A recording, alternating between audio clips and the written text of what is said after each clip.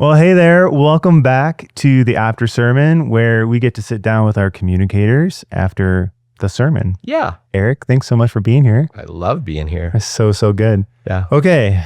This message that you just preached felt so timely in the course of where we're at in Follow as a church. Right. And something I wanted to ask you was, in particular, this week in the guide was really, or this upcoming week in the guide is all about like the practical tools, right? Tools of formation.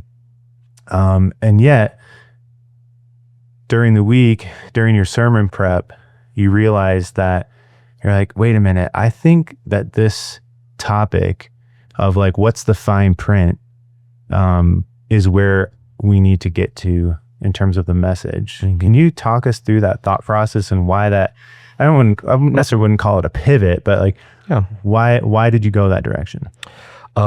It feels like, well, because Jesus did. I mean, truly, it's good answer.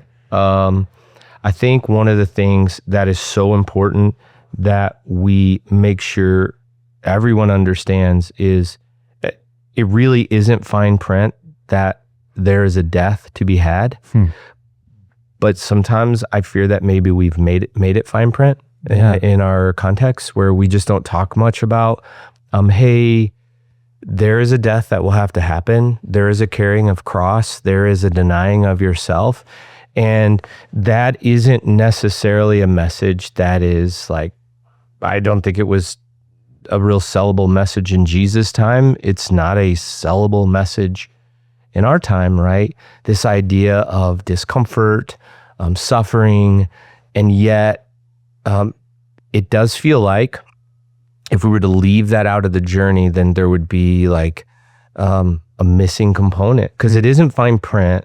And I think that's the part I was trying to get at is in Mark chapter 8, this is such a pivotal moment in like Jesus' ministry, this moment when he self-defines, not just for himself, but for everyone, not just what's to come for him, but what is to come for us. And it's interesting to me because I preached out of Mark chapter 8 and the whole passage starts in 27. It goes all the way.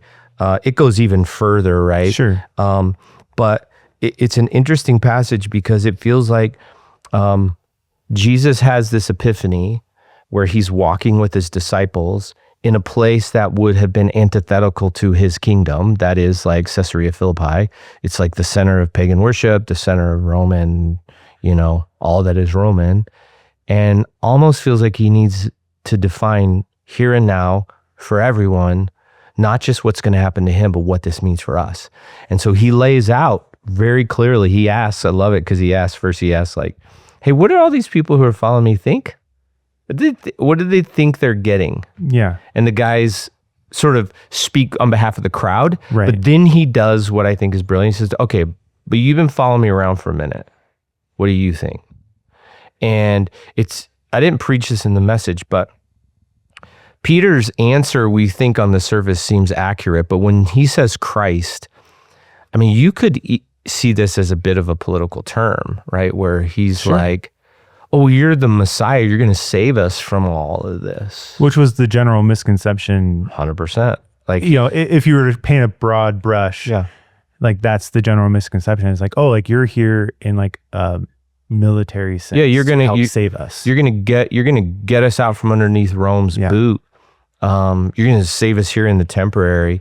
And that's why Jesus, says, wait, hold on. He starts to preach to them, tell them what he is about.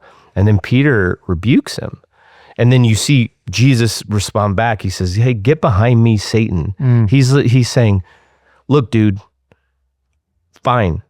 I'm going to tell you what this whole thing is about. And let's gather the whole crew around us. Dude, when you kind of like put us in that moment, it just unlocked so much for me, because I was like, it's like kind of one of those things where you're like trying to have like a private conversation with someone, and being like, okay, like this is kind of what I heard you say, and then like Jesus is just like, okay, hold on, time out. Hey, everybody, come here. Come here, everyone. Come here, everyone. But it is, and that's why for me, it's like, this is not fine print.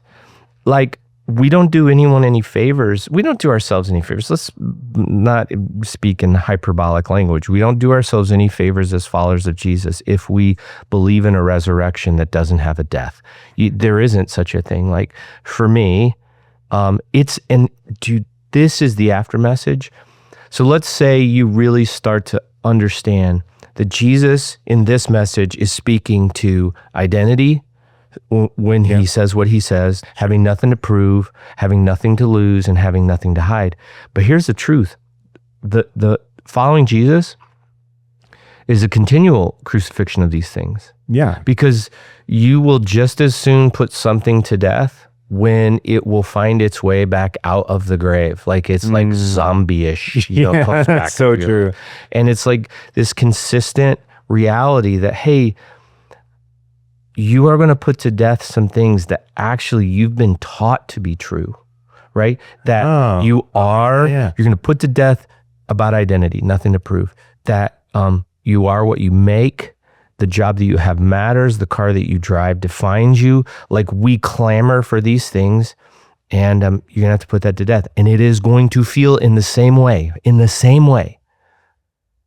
not right, based on the environment we're in. Think about it. Jesus is in Caesarea Philippi. Peter goes, hey man, read the room, Jesus. This is the wrong place for that message. Saying this stuff. It's the same. Yeah, it's the same now. No, that's so true. And when we think about a culture where we have nothing to prove and nothing to lose, like living open-handed, we will be convinced by a culture that says, no. Don't give away anything. You get more by holding on to what you have, not by letting it go. And then nothing to hide. This is an irony of it all. We're in a culture that shares more than any culture that has ever shared because of social media. Yeah. But none of it's real. Now, I'm careful with that. I'm not saying none of it's real, but it's all curated. I think that's the word that curated. sticks out for me, is that curation. It's like the ultimate refinement of like masking, where it's like you can 100%. Actually, it's not so much like you have to act a certain way. You can just say a certain way.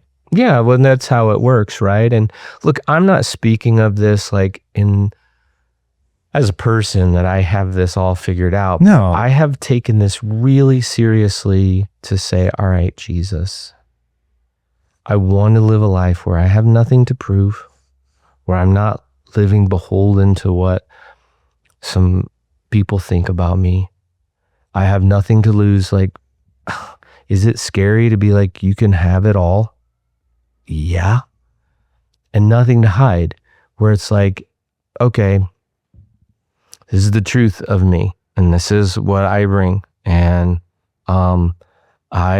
this is it. This is it. Whether it's the sin that I hide, or for me, like some hurt that I hide, sure, masks that I put up. So, I mean, this is the essence though, man. And I think the reason, back to your original question, why the pivot, is because I don't want it to be fine print. Yeah. I don't want it to be like an afterthought. I don't want it to be something that someone goes, oh wait, so you're saying like if I follow Jesus, there's a cross to bear? I didn't know that. I thought you were only talking about like additions to my life. And that's like really important. But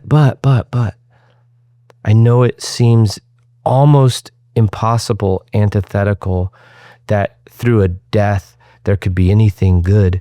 But this is why the whole kingdom is in many ways so upside down, right? Like,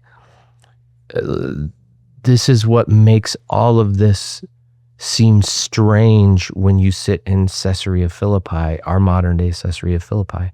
There is a death. So, okay. Something you said today struck me, and you made me think of something. We took communion today, and it made me think about how, we celebrate Christmas. It's right around the corner. It's the birth of Jesus. It's amazing. We celebrate Easter, And it's like the resurrection, so great. Like that's our victory confirmed. And yet communion doesn't necessarily get a spotlight on the calendar. No, that doesn't. But why do you think Jesus turned his death into something of a remembrance ritual per se? Well, I think it's because the nature of the kingdom we live in, the world that we live in, is what I said before, is like, I think like we are creatures that need to be reminded pretty consistently, because I have this phrase that I use too often. We remember the things we should forget, and we forget all the things we should remember. And Amen. That's why, because we have to be reminded of this. And truly, this is why, for me personally, when you said that, the thing that came to mind is I began the ancient practice of celebrating Lent, which starts in February and goes to Easter, for that very reason, that I don't think you can celebrate the resurrection until you first enter into the death. And all of Lent for me is like a season of fasting, a bunch of different things in my life, putting a bunch of things to death. Like, I want to celebrate his birth, and then I'm going to celebrate death through all of Lent, so that when I get to Easter, I can celebrate, oh, this is why I put these things to death, so that this life that I could never attain on my own can be reborn. I love that. Yeah. Wow. All right. We're out of time, according to Eric's internal clock. Yeah. So thank you so much for joining us. If you want to listen or watch the message that this whole conversation was based on, you can head to our YouTube channel or wherever you get your podcasts. We really appreciate it. Have a good week.